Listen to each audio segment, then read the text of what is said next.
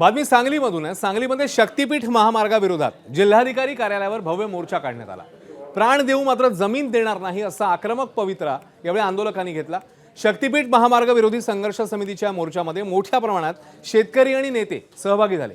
जयंत पाटील, राजू शेट्टी, सतेज पाटील, विशाल पाटील, महादेव जानकर, विश्वजित कदम असे सर्वपक्षीय नेते यामध्ये सहभागी होते।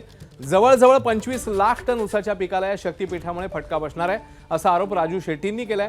12 जिल्ह्यातल्या शेतकऱ्यांच्या वतीने शक्तीपीठ रद्द करावा अशी मागणी यावेळी करण्यात आली आहे। जवळपास 1000 एकर जमीन आमची त्या वाळवे तालुक्याची रस्त्यात जाते। लोकांचा तीव्र विरोध आहे। गावांचे 2-2 भाग पडायला लागलेले आहेत आणि या भागात काळी समृद्ध आणि कृष्णा आणि वारणा नदीच्या काठची जमीन आहे। ती घेण्याचा सरकारने कोणत्या दृष्टिकोनातून हा विचार केला हेच आम्हाला कळत नाही।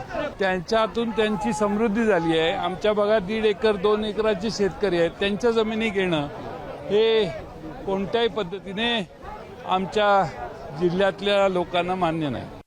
आमचं म्हणणं एवढंच आहे की 1,10,000 कोटी रुपये हे छत्रपती शिवाजी महाराजांच्या प्रत्येक किल्ल्याला 500-500 कोटी रुपये